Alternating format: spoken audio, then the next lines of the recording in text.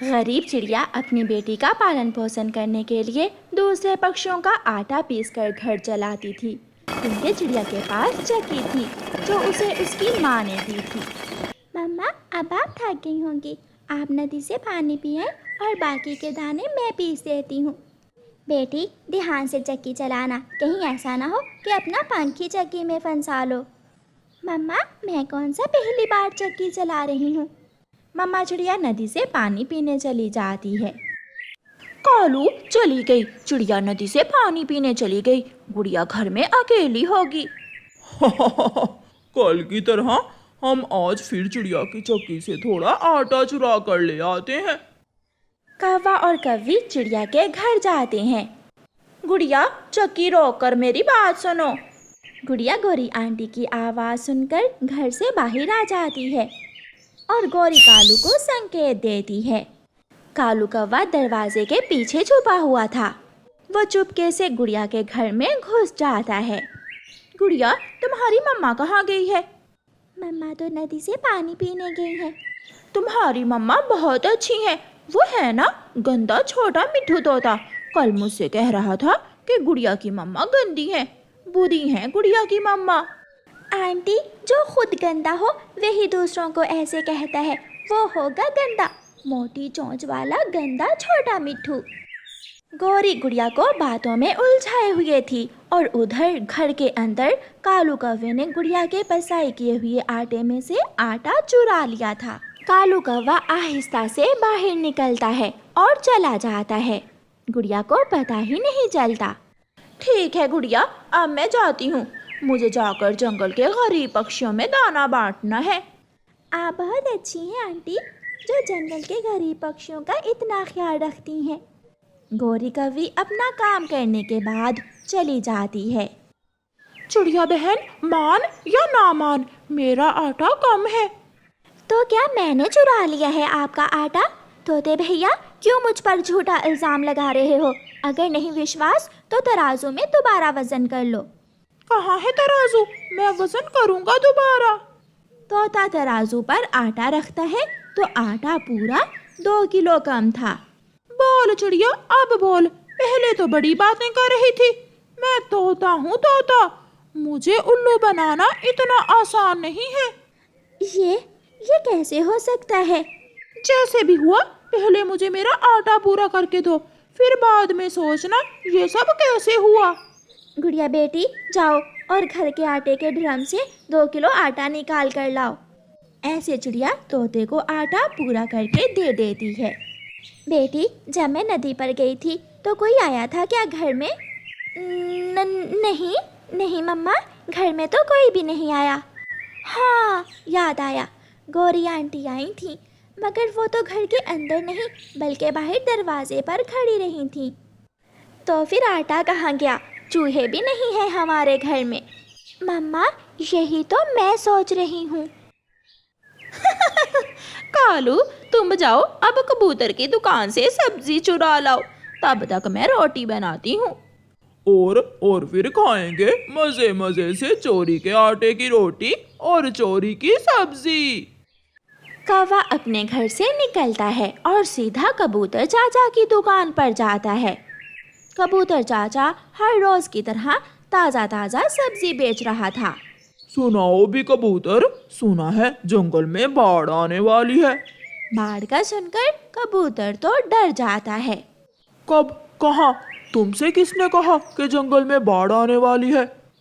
मैं अभी अभी टीवी पर खबर सुनकर आया हूँ। चील दी के ढाबे पर टीवी चल रहा है, जाकर खुद सुन लो। यार कौवे, तुम थोड़ी देर मेरी दुकान का ध्यान रखना, मैं अभी खबर सुनकर आता हूँ। कबूतर चील के ढाबे की तरफ चला जाता है। अब आएगा मजा, ताजा ताजा टमाटर, भिंडी और खीरे चुराने का। कालू कौवा सारी सब्जियां चुराकर एक बैग में डालता है और चुपके से वहां से चला जाता है। दोनों चोर पति पत्नी शाम को भिंडी टमाटर के साथ रोटी खाते हैं और पक्षियों की बातें कर करके खूब हंसते हैं। गुड़िया बेटी, ध्यान रखना, ऐसा ना हो कि कल की तरह आज फिर कोई हमारा आटा चुरा कर ले जाए। मम्मा, आप चिंता ना करें, आज ऐसा कुछ नहीं होने वाला। चिड़िया नदी से पानी पीने चली जाती है। गुड़िया के घर से थोड़ी दूर जाकर गौरी कौवी ऊंची आवाज में बोलती है, सुनो सुनो छोटे बच्चे सुनो, सब छोटे बच्चे आकर कैंडी ले लें। गुड़िया अपने घर में बैठी हुई आवाज सुनती है, सब छोटे बच्चे कैंडी ले लें। ये तो गौरी आंटी की आवाज़ है, मैं भी गौरी आंटी से कैंडी लेने जाती हूँ। गुड़िया बच्ची थी, वो छोटी थी, उसे नहीं मालूम था कि आज फिर उसका आटा चोरी होने वाला है। जैसे ही गुड़िया गौरी आंटी से कैंडी लेने जाती है, कालू कौवा पीछे से चिड़िया के घर में घुस जाता है और पूरा 2 से 3 किलो आटा चुरा कर भाग जाता है। गुड़िया ये लो कैंडी, ये आखिरी ही बची है, अब मैं जा रही हूँ। जो कैंडीज थी मैंने सब गरीब और छोटे पक्षियों में बांट दी हैं। गौरी आंटी, आप जैसा कोई भी नहीं है, आप बहुत अच्छी हैं। कभी आप गरीबों में दाना बांटती हैं और कभी कैंडीज। गुड़िया अपने घर आ जाती है। गुड़िया बेटी, कहाँ से आई हो? आज फिर आप दरवाज़ा खुला छोड़कर बाहर गई हुई थी। सच मम्मा, मैं तो वहाँ उस सामने वाले पेड़ के पास गौरी आंटी से कैंडी लेने गई थी। गौरी आज फिर आई थी? नहीं मम्मा, घर के अंदर नहीं, वो बेचारी तो उस पेड़ पर बैठी गरीब और बेसहारा बच्चों में कैंडीज बांट रही थी। तो फिर आप क्यों गई कैंडी लेने? मम्मा, मेरा भी दिल कर रहा था, इसलिए चली गई। प्यारे दोस्तों, रानो चिड़िया की ऐसी कहानियाँ सुनने के लिए YouTube सर्च बार में रानो चिड़िया की कहानी लिखें या फिर ये बटन दबाकर बोलकर कहें रानो चिड़िया की कहानी। जब बुलबुल अपना आटा लेने आती है तो आज फिर चिड़िया का आटा कम था। गुड़िया बेटी, देखा, मैंने कहा था ना कि ज़रूर वो गौरी की बच्ची ही कोई ना कोई चक्कर चलाती है। मम्मा, आप भी ना ऐसे ही उस बेचारी गौरी आंटी पर शक करती रहती हैं। मम्मा चिड़िया किसी से कोई बात नहीं करती और चुपके से लोहार पक्षी के पास जाती है। लोहार, मुझे एक ऐसा फंदा बना कर दो जिसमें आया पक्षी छूट ना सके। ये फंदा बना तो लकड़ी का है, मगर इसमें फंसा हुआ पक्षी कभी भी छूट नहीं सकता। चिड़िया वो फंदा ले आती है और घर में आटे के पास लगा देती है।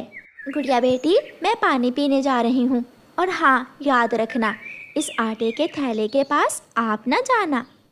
मम्मा, क्या आप मुझ पर शक कर रही हैं कि मैं आटा बेचकर चीज़ खा लेती हूँ? नहीं, आज तो चोर पकड़ा जाएगा तुम्हारी आंखों के सामने। मम्मा चली जाती है। कालू जी, आज तुम जाकर गुड़िया को बातों में लगाओ और मैं चुराऊंगी आटा। तुम तो केवल थोड़ा सा ही आटा चुराते हो। ठीक है, मगर ध्यान से जाना, ऐसा ना हो कि पकड़ी जाओ और बना बनाया खेल खराब हो जाए। कौवा गुड़िया के घर के बाहर जाता है और गुड़िया को आवाज देता है, गुड़िया बेटी, बाहर आकर मेरी बात सुनो। आज तो गुड़िया भी हैरान थी कि ये कौवे हर रोज उसे घर से बाहर क्यों बुलाते हैं, मगर गुड़िया चली जाती है। गुड़िया बेटी, तुम्हारी चाची गौरी मुझसे नाराज होकर मायके चली गई है। मैंने उसे समझाने की बहुत कोशिश की, मगर वो ना मानी। ये तो बहुत बुरा हुआ चाचा कौवे। उधर गौरी आंख चुराकर गुड़िया के घर में घुस जाती है, मगर आज जैसे ही वो आटे वाले थैले के करीब जाती है, उसकी टांग फंदे में फंस जाती है। बचाओ बचाओ, मुझे बचाओ। कालू तो गौरी की आवाज सुनते ही वहां से भाग जाता है। पकड़ी गई, गौरी पकड़ी गई। गुड़िया भागकर घर आती है तो गौरी को देखकर हंसने लग जाती है। आप गौरी आंटी इस फंदे में कैसे फंस गई? तो गुड़िया, अब बताओ, कौन है आटा चोर? मैंने आज इस थैले के पास फंदा लगाया हुआ था। चिड़िया, मेरी टांग टूट जाएगी, प्लीज जल्दी से फंदा खोल दो। मगर चिड़िया डंडा लेकर गोरी कौवी की खूब पिटाई करती है। छोड़ दो चिड़िया, छोड़ दो, बस एक बार मुझे माफ कर दो, मुझे छोड़ दो। गुड़िया तो ये सब देखकर हंसे ही जा रही थी।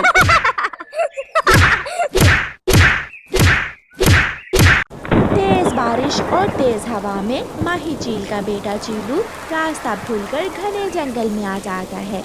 ऐसी तेज बारिश में वो अकेला बच्चा बहुत डर रहा था। वो रोता रोता कबूतर के घर जाता है। अंकल अंकल, मुझे बारिश में बहुत डर लग रहा है, बारिश के रुकने तक आप मुझे अपने घर में रख लें। तुम एक चील के बेटे हो और चील से हम पक्षियों के कोई संबंध नहीं है।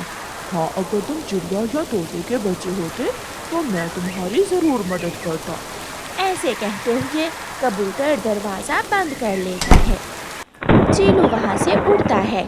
थोड़ी दूर उसे एक और घर दिखाई देता है। चीलू वहाँ जाता है। वो दरवाजे पर दस्तक देता है। अंदर से एक कौवा निकलता है। अंकल अंकल, मुझे बारिश से बचा ले, मुझे अपने घर में आने दे। बारिश के रुकने पर मैं अपने घर चला जाऊंगा। कालू उस बच्चे को अपने घर में ले जाता है। अरे अरे कालू, ये चील के बच्चे को कहाँ ले आए हो? ये बारिश में फंस गया है, बारिश रुकने पर अपने घर चला जाएगा। निकलो निकलो बाहर, अभी के अभी।